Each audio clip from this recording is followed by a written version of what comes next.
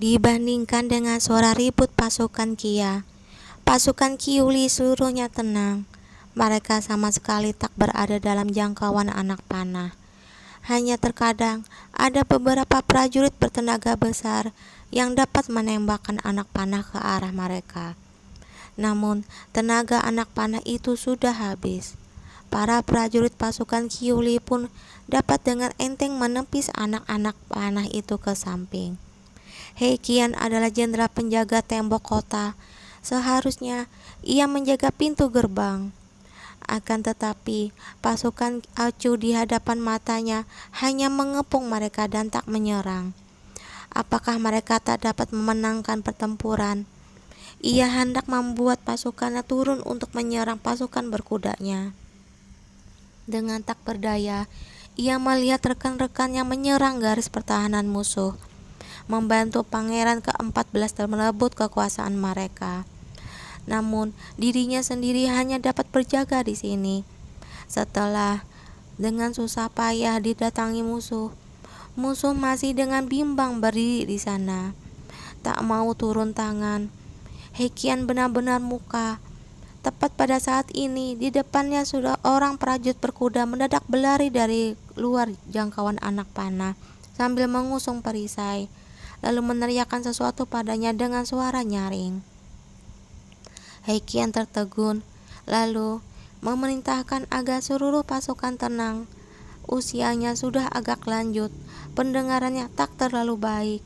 Maka ia bertanya pada pengawal di sisinya, apa yang dikatakan orang itu? Wajah pengawal itu sangat tak enak dilihat. Setelah lama berpikir, ia baru berkata dengan suara pelan, "Jenderal, orang itu bertanya, kau mau tidak menyerah? Katanya kalau kau masih berkeras berjalan di jalan yang salah, mereka akan membinasakan kita." Seketika itu juga He Qian murka, membinasakan dirinya. Ia mempunyai pasukan besar yang terdiri dari 40.000 prajurit, sedangkan lawan hanya mempunyai tak sampai 1.000 orang. Walaupun kabarnya ilmu perang Raja Kuili ini luar biasa, seringkali dapat memenangkan melawan musuh yang jauh lebih banyak. Tapi sebelumnya ia adalah penjaga tembok kota, yang dengan mengandalkan tingginya tembok dan anak panah dengan susah payah dapat bertahan. Sekarang ia membawa 1.000 pasukan berkuda untuk menyerang gerbang kota. Hal ini hanya mimpi di siang bolong. Tepat pada saat Jenderal He meraung marah, sebuah kembang api berwarna kuning muda mendadak muncul di langit sebelah timur. Berbagai macam kembang api nampak, semua sangat indah. Acu menengadah dan memandang ke timur.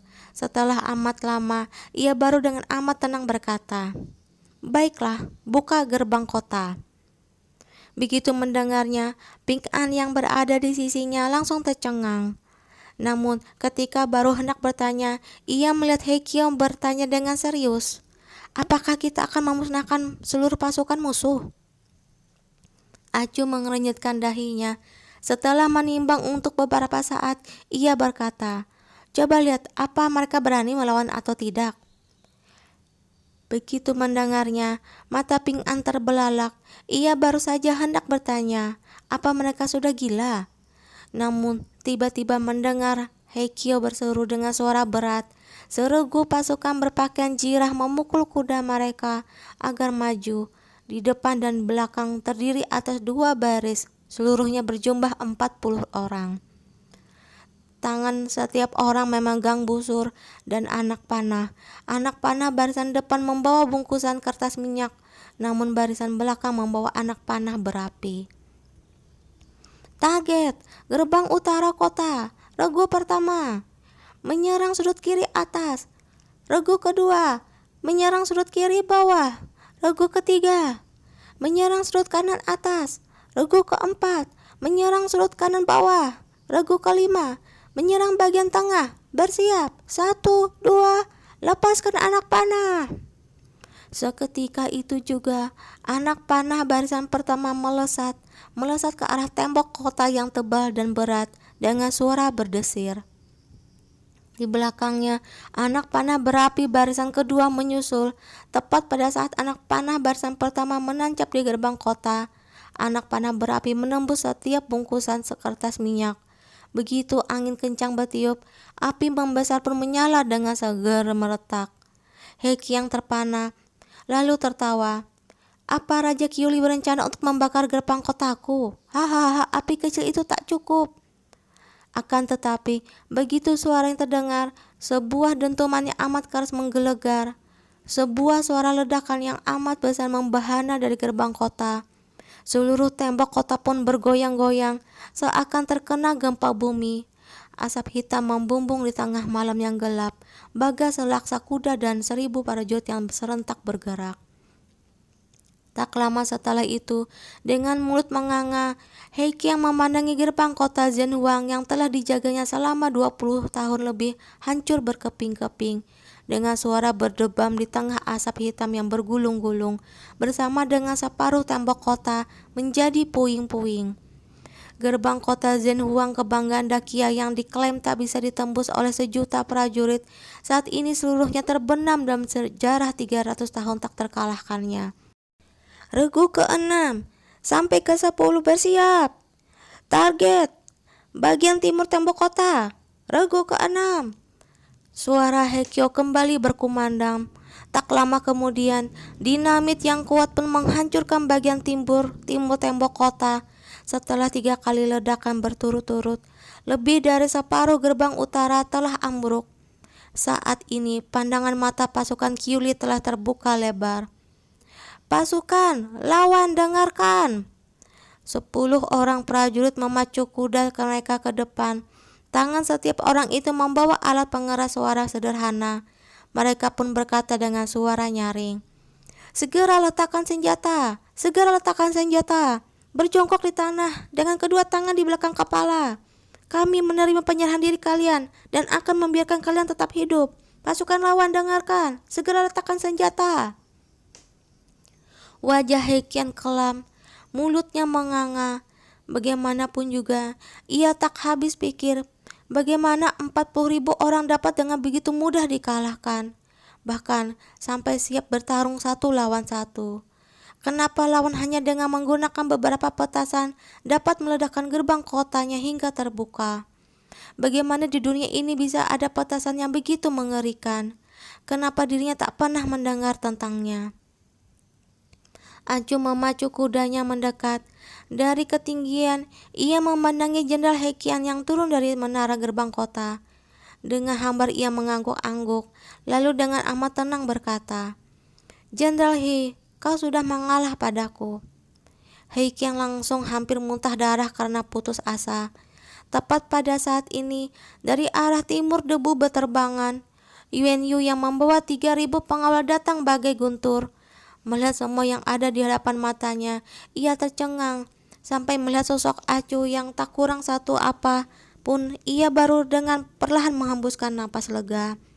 Di medan perang yang porak-poranda, mereka berdua terpisah sangat jauh, duduk di kuda masing-masing. Pandangan mata mereka menembus berlapis-lapis kerumbunan manusia, dan dengan diam bertemu di bawah langit malam yang tak berbintang maupun berbulan. Di sudut-sudut mulut Acut merekah tersenyum. Sampai saat ini ia masih mengenakan baju pengantin merah tua. Mahkota burung hong dan kiepe bersulamkan burung luan. Dahinya dihiasi kalung batu kumala merah darah ayam. 8 harta karun, rambutnya indah digelung tinggi-tinggi. Semuanya sesuai dengan tata cara keluarga kekaisaran. Di tengah malam yang jahanam ini, ia nampak berwibawa dan anggun, mulia dan ganas. Yuan Yu menggerakkan kudanya ke depan, lalu bertanya, kau bagaimana? Acu tersenyum, cukup baik. Benar, cukup baik. Begitu menerima surat dalam suratnya, ia sudah tahu bahwa akan ada orang yang bermanuver di hari pernikahan besar mereka ini. Namun, tak menyangka bahwa mereka akan begitu berani. Tak ada kecelakaan, hanya mengkhawatirkanmu. Namun harus terus bertahan dan menahan emosi. Hanya agak cemas, tak terluka, tak dilecehkan orang. Semuanya baik-baik saja. Semuanya baik-baik saja. Yuan Yu berpaling ke arah Hekian serta 40.000 pasukan Barak Lu dan berkata, "Yang mulia sama sekali tak dicelakai olehku, dan yang mulia ketujuh, pengkhianat justru adalah orang yang sudah bersumpah setia. Sekarang musuh dari luar negeri telah mengetuk gerbang perbatasan, sedangkan kekacauan domestik tak ada hentinya. Saat ini kami tak bermaksud menumpas keluarga-keluarga berpengaruh Dakia. Kembali dan beritahu Zhou Yang kalau kami tak menginginkan kota Zhenhuang ini dan akan memberikannya padanya dengan cuma-cuma." Setelah berbicara, ia mengansurkan lengannya lalu memeluk Acu dan menaikkannya ke punggung kudanya sendiri. Sambil membawa para pengawal pribadi, ia mencongklang pergi melalui gerbang kota yang terbuka lebar bagai angin topan. Yan Yu tak membual, kota Zhenhuang ini benar-benar diberikan pada Zhou Yang oleh dirinya dan Zhou Ce. Jauh sebelum hari pernikahan besar itu, mereka sudah tahu bahwa Zhou Yang akan bermanuver. Ia menghasut pasukan penjaga gerbang Yanming dan diam-diam membuat prajurit-prajurit itu memprovokasi Yan Kun. Pada saat yang sama, mereka menyebarkan pandangan bahwa Yan Bei tak memiliki kekuatan militer di dalam negeri untuk memancing nafsu berperang dewan tetua dan istana. Tak lama kemudian, dengan alasan perang melawan Yan Bei, mereka menggunakan tangan dewan tetua untuk memindahkan pasukan yang dikuasai oleh Yan Yu, menghimpun janji dari keluarga Wei, keluarga Yuan, dan keluarga-keluarga berpengaruh lainnya untuk mendukungnya, lalu mencerai-beraikan kekuasaan militer Yuan Yu dan Zhou Ce ke berbagai tempat dengan menggunakan latihan sebagai alasan. Selama pesta pernikahan ini untuk sementara memperlemah kekuatan militer mereka. Karena Yuan Yu akan menikah, ia harus kembali ke ibu kota, sedangkan latihan pasukan di kota Ye belum selesai. Oleh karenanya, Zhou Ce harus tinggal di kota Ye. Rencana Zhou Yang adalah menggunakan kesempatan ini untuk membinasakan Yuan Yu dalam satu gerakan, lalu mengenakan topi pengkhianat di kepala Zhou Ce. Saat itu, ia tak dapat bertepuk dengan sebelah tangan dan tentunya akan dapat dibantai oleh Zhou Yang. Akan tetapi, ia tak menyangka bahwa tindakannya mengandalkan pasukan Barak Lu, pasukan Barak Kyoki, dan pasukan penjaga kota dalam genggamannya, pasukan pengawal keluarga yang dibawa Yuan Huai dan menyandera Acu, justru membuat Yuan Yu berbalik melawannya dan menghancurkan rencananya. Pasukan berkuda Yuan Yu berjalan sampai ke kota Dongyu. Seluruh pasukan Qing Hai yang sebelumnya ditempatkan di dalam kota Zhenhuang pun sudah tiba. Jumlah mereka tak kurang dari 110.000 orang, ditambah dengan pasukan yang loyal pada Yuan Yu dan Zhou Ce. Kekuatan pasukan mereka hampir mencapai 250.000 orang. Dan saat ini, Zhou Ce telah membawa 170.000 prajurit pasukan Donghu yang telah dengan ketat menjaga kota Ye, bersama Yuan Yu yang seorang di utara dan yang seorang di barat. Mereka menjadi sebuah tunduk dan menjadi kota Zhenhuang dengan erat berada dalam genggaman mereka. Tak sampai 3 hari kemudian, para raja pembayar upeti berbondong-bondong mengalihkan dukungan mereka. Kota Yi, Huanhua, Dalio, dan kota Qing secara berturut-turut menghimpun pasukan sukarela dan membinasakan pengkhianat. Panji-panji kekuasaan kekaisaran yang sebenarnya mendesak ke arah Zhenhuang dan bolak-balik bertempur dengan Zhou Yang. Orang-orang ini sama sekali tak setia pada Zhou Ce atau Yuan Yu. Namun, karena kekacauan domestik timbul, setiap raja pembayar upeti hendak mengambil bagian, dan Zhou yang menduduki ibu kota pun berubah menjadi daging empuk di mata semua orang. Beberapa raja pembayar upeti yang mempunyai kekuatan militer namun tak punya otak tak dapat menahan diri lagi. Dengan membawa pasukan yang megah, mereka bermimpi menjadi kaisar. Ini adalah sebab Yuan Yu mencampakkan Zhenhuang. Kekacauan di dalam negeri Dakia tak dapat dihindarkan. Maka lebih baik mereka memberi panggung pada semua orang yang ambisius dan membuat mereka menampakkan diri. Dan saat ini, barang siapa menduduki Zhenhuang akan menjadi sasaran tembak anak panah dari segala penjuru. Kekacauan domestik Dakia dalam sekejap mata menyebabkan asap kotoran serigala membumbung di segala penjuru. Semuanya menyerukan teriakan untuk membunuh. Yan Yu dan Zhou Che menggunakan kesempatan itu untuk membuka dua gerbang perbatasan strategis Qinghai dan Donghu, serta mengirim pasukan berjumlah besar untuk menjaga dan mengawasi tempat-tempat itu. Begitu mendengar kabar itu, rakyat jelata di setiap tempat yang dilanda kekacauan peperangan serentak pergi ke arah barat dan utara bersama keluarga mereka. Dan sampai 3 hari, gerbang Qinghai saja sudah dilewati hampir 400.000 rakyat. Para pejabat Qinghai sebelumnya telah bersiap-siap selama 3 bulan lebih, namun masih kalang kabut menghadapi banjir pengungsi yang tiba-tiba muncul itu. Para pangeran dan adipati dari berbagai daerah bolak-balik berperang selama 10 hari lebih di Zhenhuang. Banyak sekali bangsawan yang ingin mengambil keuntungan dari keramaian itu dan lalu dikalahkan. Zhou yang murka dengan penuh harapan, mereka semua menunggu Zhou Ce mengerahkan pasukannya. Mereka merasa lebih baik memiliki reputasi sebagai orang yang setia di hadapan penguasa baru itu. Di hari ketiga bulan 4, Zhou Ce mengumumkan bahwa ia akan mengerahkan pasukan untuk menghukum Zhou Yang, sang pengkhianat.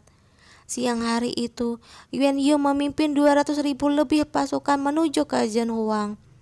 Dan pada hari yang sama, pasukan pengawal pribadi Zhou Yang, pasukan Qinan di bawah komando jenderal-jenderal berpangkat tinggi ibu kota, juga menuju ke ibu kota lewat kanal Qinan.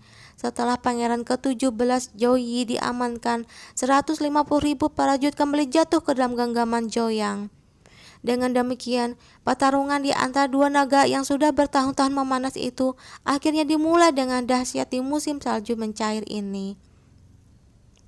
Sejak awal mulanya, peperangan sudah sepenuhnya menunjukkan sifat yang brutal. Agar Acu tak lagi menggunakan cara yang sama untuk menghancurkan tembok kota, Zhou Yang meninggalkan tembok kota yang tinggi menjulang dan memerintahkan pasukan berjumlah besar bersembunyi 30 li di luar kota untuk menyergap dan menghadang musuh, serta bertempur dengan liar melawan pasukan Zhou Ce dan Yuan Yu yang lebih kuat darinya. Sebenarnya, beberapa tahun belakangan ini, Acu telah diam-diam membuat sedikit dinamit. Namun agar senjata masa depan itu tak menimbulkan korban yang besar, Acu tak pernah menyebarkan formula untuk membuat bubuk mesiu itu. Orang tewas sebagai rumput setelah musim gugur berlalu. Rombongan demi rombongan tersungkur di padang rumput yang hijau.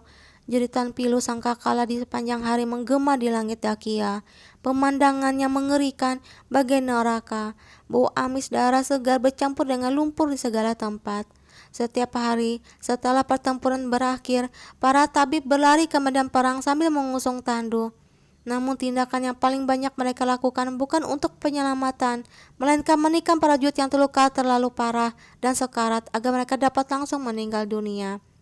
Acu juga seorang yang pernah mengalami peperangan. Namun melihat pemandangan seperti ini, mau tak mau ia masih merasa amat kecewa. Secara pribadi pernah bertanya pada Yuan Yu, apakah memang harus seperti ini? Apakah harus membuat para prajurit Dakia saling membunuh? Yuan Yu memandanginya, wajah yang tegas menunjukkan suatu rasa puas diri yang jarang terlihat dan aneh. Ia berkata bahwa kekacauan di dalam negeri tak dapat dihindari. Zhou Yang sudah terlalu lama memegang kekuasaan, kekuatannya di istana sudah mengakar, dan terutama yang mempunyai reputasi yang sangat baik di angkatan bersenjata. Ia tak mungkin akan dengan senang hati mengembalikan kekuasaan pada Zhou Ce. Selain itu, waktu yang berlalu setelah dirinya dan Zhou Ce kembali ke negara mereka masih terlalu singkat. Karena mereka hendak menggulingkannya atau memecah belah kekuasaannya, amat sulit, perang ini tak dapat dihindari. Sekarang menimpa kematian Kaisar Qia di atas kepalanya dan membiarkan para pangeran dan adipati terlebih dahulu menggerogoti kekuatannya adalah kesempatan terbaik yang muncul di tengah kekacauan domestik ini. Acu sebenarnya hendak terus bertanya apakah Kaisar Qia sebenarnya benar-benar sudah mati dan siapa yang sebenarnya turun tangan. Apakah Zhou Yang orangnya, apakah Zhou Ce atau dirinya sendiri, Yuan Yu? Akan tetapi, sebelum ia menanyakannya, Yuan Yu justru mengambil inisiatif untuk memberitahunya. Ia berkata bahwa hal itu adalah kehendak langit. Seorang tabib di rumah obat istana melakukan korupsi dan diam-diam memberikan obat yang sudah bulukan. Tak nyana, beberapa hari ini penyakit Kaisar Kia kambuh dan dengan diam-diam ia memerintahkan tabib istana untuk mengganti resep obatnya. Karena takut orang-orang di istana tahu sakitnya bertambah parah, ia sama sekali tak mengumumkan kondisinya pada orang luar. Di dalam obat bulukan itu ada obat baru yang harus diminum oleh Kaisar Kia. Hal ini paling dahulu diketahui oleh Zhou Yang. Ia adalah jenderal yang bertanggung jawab atas pasukan ibu kota. Bertahun-tahun sebelumnya, ia telah menempatkan orang-orang kepercayaannya di rumah obat. Oleh karenanya, ia dapat memperoleh informasi itu di saat yang tepat. Akan tetapi, ia tak tahu bahwa Joce pun telah menempatkan orang kepercayaannya di antara para penggiringnya. Oleh karena itu, informasi yang diketahui pun jatuh ke tangan Joce, namun dirinya sendiri tak menyadarinya. Dengan demikian, Kaisar Kia hari demi hari minum obat baru itu, tapi pribadinya hanya bertugas untuk menulis resep. Sedangkan tubuh Kasim yang bertugas mencicipi obat segar bugar, tak mati karena obat bulukan itu.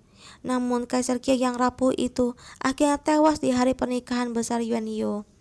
Kaisar Kia bersikap waspada seumur hidupnya, namun akhirnya masih tak menyangka bahwa dirinya akan tewas di tangan seorang tabib kecil yang korup.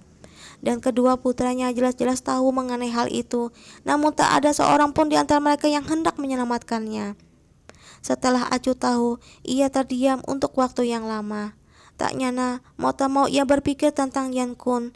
Dalam hatinya pun muncul sebuah perasaan sedih dan putus asa yang amat besar. Cita-cita terbesar Yan Kun seumur hidupnya justru adalah membunuh Kaisar Kia untuk membalas dendam bagi ayah dan ibunya. Dan sekarang ia sudah berkuasa, kekuatan militernya besar, akan tetapi musuhnya di bawah terpaan waktu sudah mati karena sakit di tempat tidur. Entah apa yang akan dipikirkannya ketika ia mendengar berita ini. Apakah tertawa kegirangan atau menangis karena gusar? Mungkin semua itu tak akan dilakukannya. Mungkin ia hanya duduk dengan tenang dan menekan segala perasaan dalam hatinya. Lalu keesokan harinya meneruskan hal yang harus diteruskannya. Suara sangkakala membahana. Zhou yang memerintahkan 3 regu pasukan kavaleri menyerang dari sayap pasukannya. Yuan Yu pun memerintahkan agar 4 regu pasukan cadangan menyambut mereka menyergap pasukan Zhou yang dari samping. Pertempuran sudah berlangsung selama 2 hari 2 malam. Tak pernah berhenti saat pun. Berbagai macam taktik perang secara bergantian dilancarkan. Zhou Yang dan Yuan Yu berdua adalah komandan pasukan berbakat kelas 1 zaman ini. Dengan kekuatan yang berimbang seperti ini, keras lawan keras, tak ada orang yang dapat berada di atas angin. Pasukan Qiu Li Acu pun 3 kali ikut serta dalam pertempuran. Bersama pasukan Qing Hai menyerang sayap kanan Zhou Yang. He Qiu memimpin pasukannya yang pernah 2 kali menciptakan lubang di pasukan musuh. Akan tetapi dengan amat cepat dihadang oleh musuh.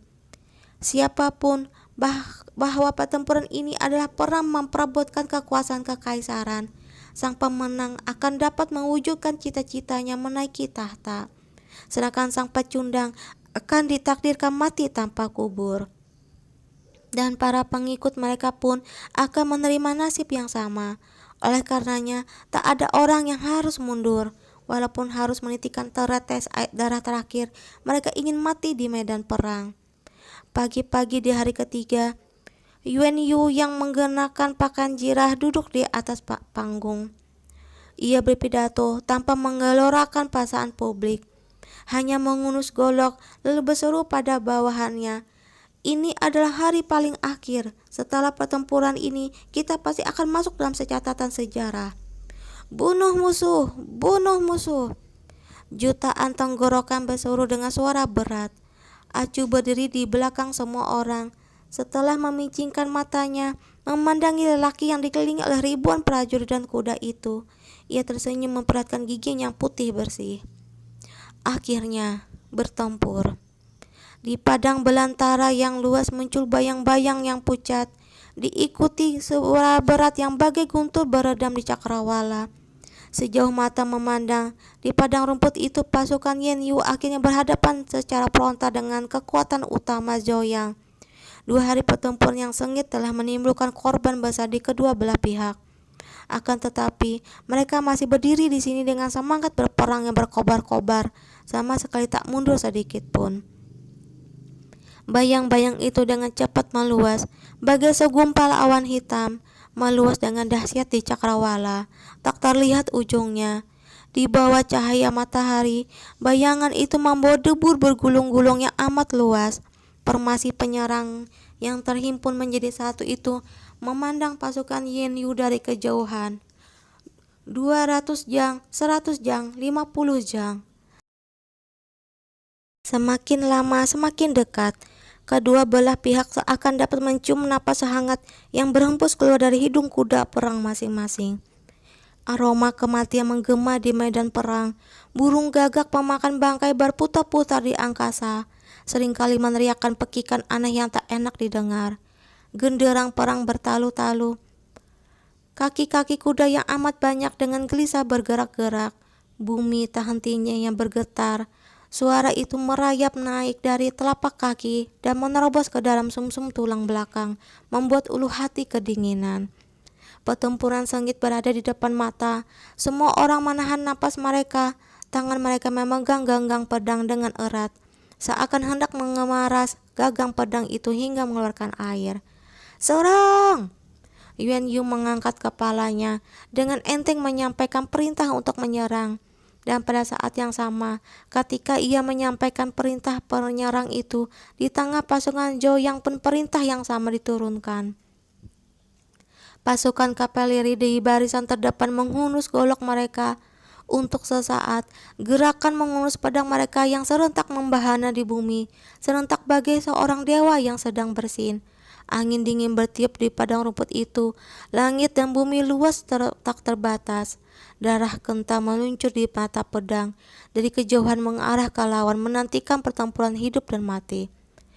Akan tetapi, tepat pada saat ini, jalan kuno yang amat jauh tiba-tiba terdengar suara derap kaki kuda yang berat, seiring dengan angin utara yang sebat dan ganas, bertiup masuk ke medan perang yang amat luas ini. Laporan mendesak dari 3.000 li. Jenderal Zhu dari Kinan mohon bantuan Kaisar. Laporan lebih mendesak dari 3.000 li. Jenderal Zhu dari Kinan mohon bantuan Kaisar.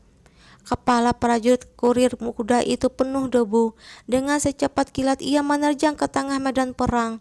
Di bawah pandangan ketakutan semua orang, ia melompat turun dari punggung kuda lalu berseru keras-keras sambil bersujud. "Jenderal, Yang mulia, jangan bertempur lagi. Lapor dari Kinan, Kinan melapor." Beberapa ratus ribu orang seketika itu juga diam 1.000 bahasa. Tak ada seorang pun yang menjawab prajurit kecil luar biasa berani yang tiba-tiba berlari ke medan perang ini. "Kau sedang bicara apa?" Sebuah suara yang berat mendadak terdengar. Zhou Yang adalah komandan Kinan. Para prajurit di bawahnya pun semua berasal dari daerah Kinan.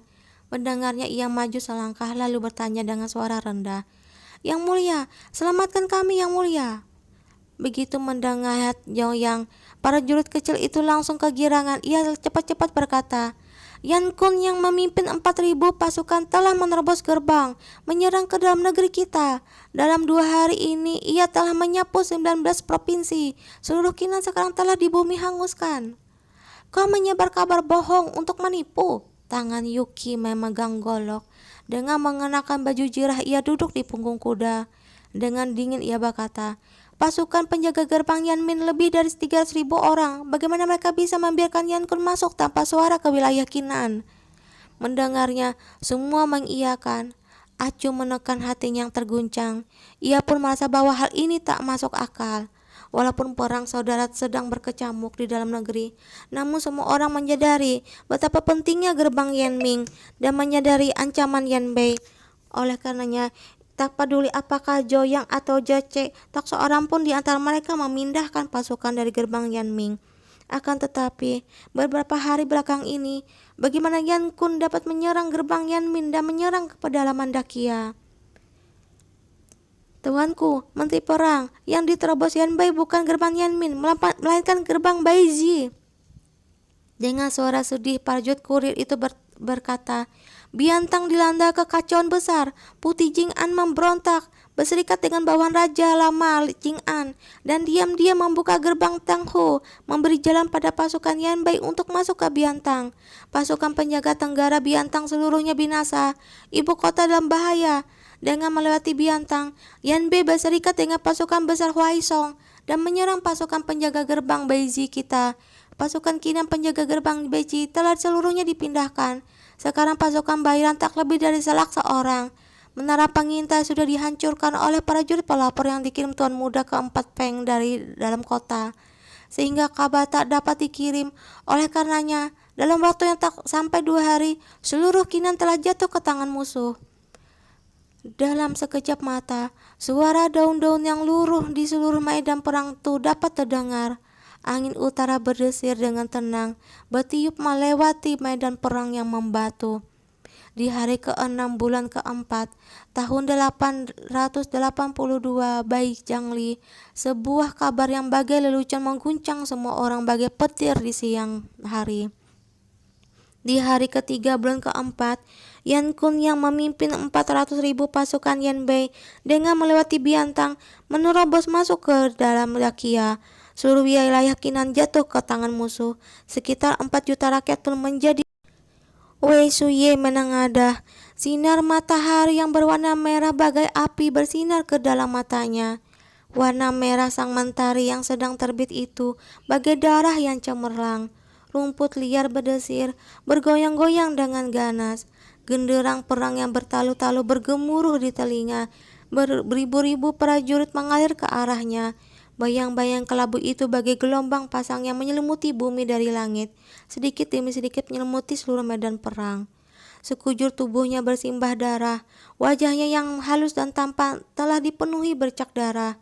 Rambutnya kusut masai, penuh darah yang amis. Goloknya sudah berlubang, sepasang kaki kuda di bawah pinggangnya gemetar, sudah tak kuat menahan beban berat. Musuh tangguh masuk ke pedalaman wilayah Kinan, telah jatuh ke tangan musuh. Musuh bebuyutan Dakia telah mendobrak pintu gerbang negara, membawa pasukan serigala dan harimau, membantai rakyat negeri. Akan tetapi, kecuali pasukan penjaga Kinan yang sedikit, jumlahnya di seluruh kekaisaran Dakia, di antara keluarga-keluarga berpengaruh, hanya dirinya seorang yang memimpin pasukan selatan dan melawan pasukan musuh. Di sepanjang jalan, ia melihat banyak sekali keluarga-keluarga berpengaruh yang melarikan diri ke utara sambil membawa pasukan pengawal mereka. Dengan selayang pandang, nampak aliran manusia yang tak kelihatan ujungnya bagai seekor naga panjang mengalir ke utara tanpa putus-putusnya. Mereka menaiki kereta kuda, mengenakan pakaian mewah, membawa harta dan pengawal yang amat banyak. Bahkan sampai ada beberapa pejabat provinsi yang melarikan diri ke Zhenhuang. Sambil membawa pasukan setempat, mereka melambai-lambaikan cambuk tombak, menyingkirkan rakyat jelata yang menghalangi jalan mereka ke samping. Wajah mereka panik, sama sekali tak memperlihatkan sikap angkuh mereka sehari-hari. Sebelumnya, Wei Suya juga mencoba untuk mengatur beberapa pasukan itu. Ia sampai memerintahkan pada para bawahannya untuk memblokir jalan dan menghunus pedang untuk melawan keluarga-keluarga berpengaruh itu. Akan tetapi, orang-orang itu beramai-ramai memberikan alasan yang kuat, melindungi ibu kota, mundur sebagai strategi militer, bergegas ke ibu kota untuk mencegah perang saudara, mempertahankan pasukan pilihan kekaisaran agar dapat bertempur dengan musuh, dan lain-lain. Pendek kata, mereka lebih suka berkelahi dengan dirinya daripada berbalik dan bertarung mati-matian dengan pasukan Yanbei. Ada orang yang memaki-maki dengan kasar, berkata bahwa pasukan pelindung Kinan sudah tak tersisa seorang pun. Semua orang sudah ditarik mundur oleh pangeran untuk melawan perang saudara. Keluarga kekaisaran tak menghendaki negeri ini, atas dasar apa mereka harus pergi saat berperang. Menghadapi suara-suara yang ribut ini, Wei Suye tak dapat berkata apa-apa lagi. Dalam 2 hari yang amat singkat, di jembatan Sungai Song sudah berkumpul 200.000 lebih pemberontak. Di antara mereka ada para bangsawan anggota keluarga yang berpengaruh. Para prajurit dan rakyat jelata Kinan sudah jatuh ke tangan musuh. Mereka melarikan diri sejauh Selak Sali. Ke tempat ini kelelahan karena perjalanan yang jauh. Bagai sekawanan serigala yang kelaparan, memandangi pasukan yang menghalangi jalan mereka bagai harimau mengintai mangsa. Penghalang jalan dihancurkan, 20.000 prajurit yang tak ada artinya, bagaimanapun juga tak berdaya menghentikan gelombang pasang seperti ini. Seorang wakil jenderal berdiri di depan pasukan. Ia berseru dengan suara serak, memerintahkan orang-orang agar berpaling dan kembali bertempur. Namun, tak ada seorang pun yang menghiraukannya. Wei Suye duduk di punggung kuda, melihat orang-orang yang berwajah terpana itu satu persatu lewat di sisinya. Bagai batang padi yang sudah mati, setelah semua orang pergi, hanya tersisa tak sampai 10 orang anak yang masih berdiri di tempat. Ada yang berusia 4-15 tahun, ada yang berusaha 11 atau 12 tahun, semuanya anak laki-laki dengan takut-takut. Mereka pergi ke hadapan wakil jenderal yang bersuara sorak itu, lalu mengangkat tangan mereka dan berkata bahwa mereka bersedia menjadi prajurit. Sang wakil jenderal sangat terguncang, mengira bahwa perkataannya akhirnya berhasil mempengaruhi mereka. Ia segera bertanya pada remaja itu mengenai sebab mereka ingin menjadi tentara. Apakah mereka menyadari bahwa negara dalam krisis dan bersedia menyerahkan hidup bagi negara? Namun, anak itu berkata bahwa bekal makanan mereka selama mengungsi telah dirampas oleh prajurit. Kalau mereka meneruskan perjalanan mereka akan mati. Lebih baik mati menjadi tentara. 20.000 pasukan prajurit terdiam di hadapan belasan remaja yang tubuhnya kurus kering itu. Wei Suye memerintahkan bagian pembekalan untuk memberi mereka bekal makan dan air, lalu melihat mereka dengan riang gembira pergi. Sinar mentari yang sedang terbenam menyinari tunas-tunas negara ini bagai rumpun hauji yang tercabut dari tanah.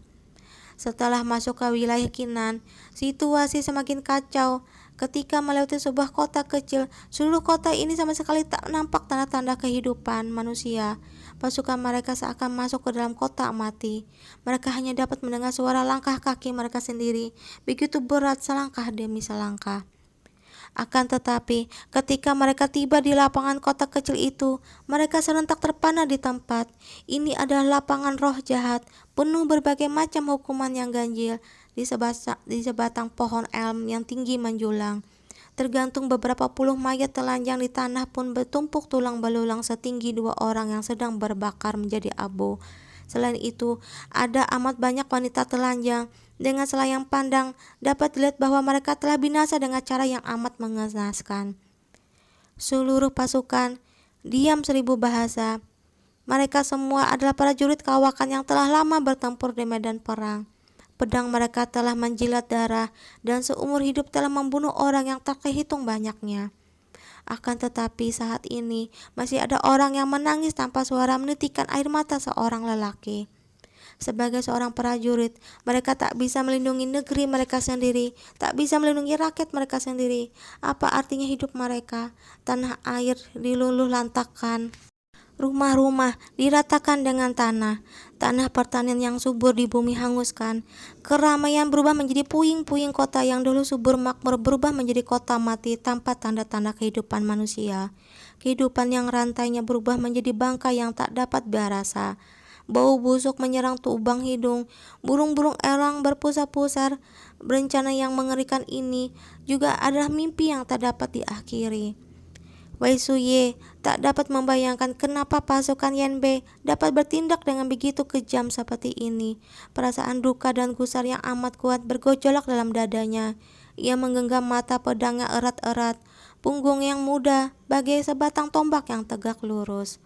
Akan tetapi, setelah bertempur berapa kali, secara berturut-turut, tindakan yang berlebihan dan penggunaan pasukan yang sama sekali tak teratur itu membuatnya sedikit paham.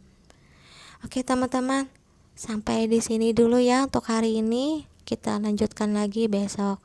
Assalamualaikum warahmatullahi wabarakatuh.